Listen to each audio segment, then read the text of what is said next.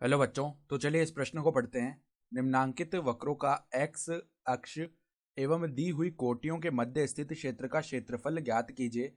वक्र y बराबर cos x बराबर 0 से 2 पाई तक। तो यहाँ पर देखो x बराबर 0 से 2 पाई तक हमें y बराबर cos x का जो परिबद्ध क्षेत्रफल आएगा वो ज्ञात करना है। तो प्रश्न में आगे बढ़ने से पहले इस प्रश्न से संबंधित जो मुख्य अवधारणा है उसकी हम चर्चा कर लेते हैं। तो देखो मुख्य अवधारणा देखो क्या हो जाएगी। यहाँ पर देखो cos x का जो समाकलन होता है x के सापेक्ष वो क्या होता है sin x प्लस में समाकलन का अचर c, ये होता है सूत्र। तो अब देखो पहले हम क्या करते हैं, यहाँ पर ये जो वक्र है ये बना लेते हैं। तो y बराबर cos x जो वक्र है वो देखो किस प्रकार बनेगा। यदि ये हमारे पास में इस प्रकार y अक्ष है और इस प्रकार का देखो अगर हमारे पास में x अक्ष है, तो अगर y बराबर cos x बनाना है तो यहाँ पर देखो, यहाँ पर आएगा 1 और यहाँ पर आ जाएगा माइनस का 1। तो ये किस प्रकार बनता है वक्र, देखो यहाँ से इस प्रकार, ठीक है, इस प्रकार से बनता है ये वक्र। तो ये जो बिंदु है ये होता है हमारे पास में पाई बट्टा 2, अर्थात कॉस पाई बट्टा 2 का मान 0 हो जाता है, तो ये बिंदु 0 है, ठीक है। फिर अगर बात करें ये जो बिंदु है ये हो जाता है पाई, क्योंकि कॉस पाई का जो मान है वो माइनस का 1 आता है, तो ये -1 बनेगा, ठीक है।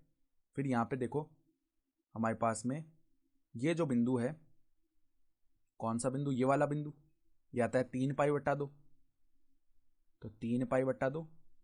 और यहाँ पे ये जो बिंदु है ये क्या बनेगा 2 पाई। तो हमें 0 से 2 पाई तक मान ज्ञात करना है, अर्थात परिबद्ध क्षेत्रफल ज्ञात करना है। तो x बराबर 0 तो ये वाली रेखा आ जाएगी जो हमने बना रखी है, और x बराबर 2 पाई की बात करें तो इस प्रकार की रेखा आएगी, ठीक है। तो ये जो रेखा है वो x बराबर 2 पाई हो गई। और ये जो वक्र है ये y बराबर cos x का वक्र है, तो y बराबर में cos x, ठीक है।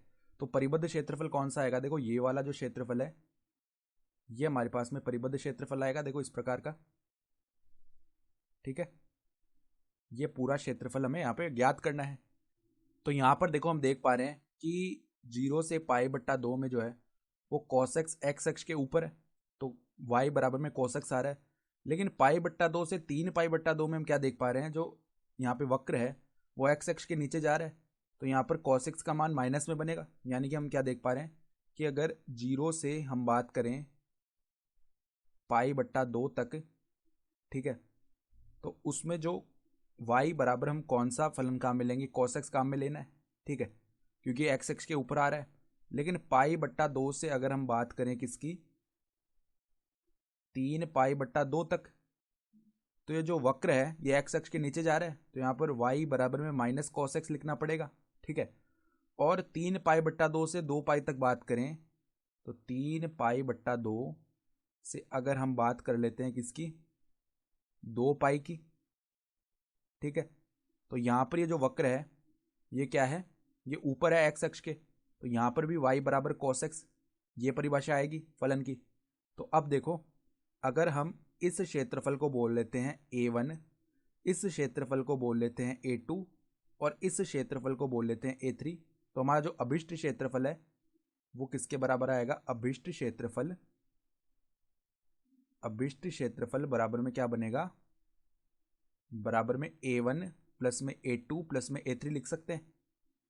तो a1 का मान क्या आएगा, a1 के लिए देखो 0 से पाई बट्टा 2 में हमें y dx निकालना पड़ेगा, तो y dx 0 से पाई बट्टा 2 में, ठीक है।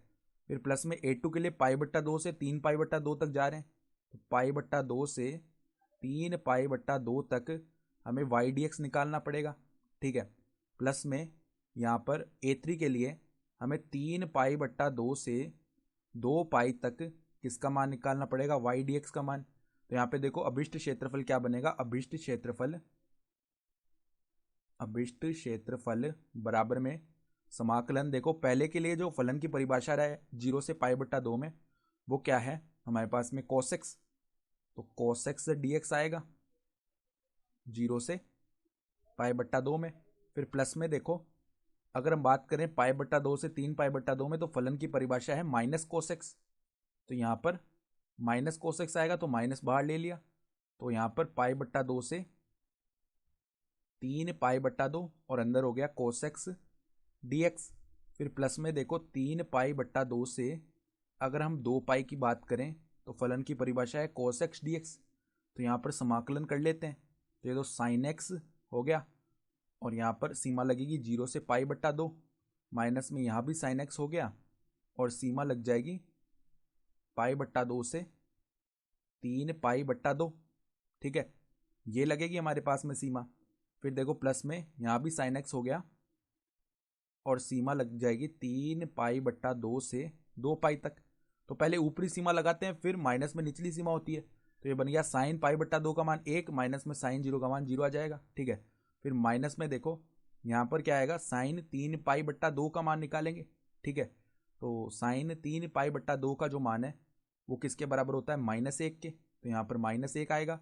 फिर माइनस में देखो sin पाई/2 का मान जो है 1 के बराबर होता है। ठीक है, फिर यहाँ पर sin, देखो यहाँ पे हमने क्या किया है, यहाँ पर क्या जाएगा sin 2 पाई, तो उसका मान तो 0 होता है, और माइनस में sin 3 पाई/2 तो उसका मान -1 होता है। ठीक है, तो ये तो 1 हो गया, अंदर -2 बनेगा जो कि माइनस से गुणा हो बाहर, तो प्लस में 2 आ जाएगा और यहाँ पर प्लस में 1 आ जाएगा। तो ये कितना आ गया, 4 वर्ग इकाई, 4 वर्ग इकाई आ गया और ये हमारा अभिष्ट क्षेत्रफल भी आ गया। ठीक है, तो आशा करता हूँ कि आपको ये प्रश्न समझ में आया होगा। धन्यवाद।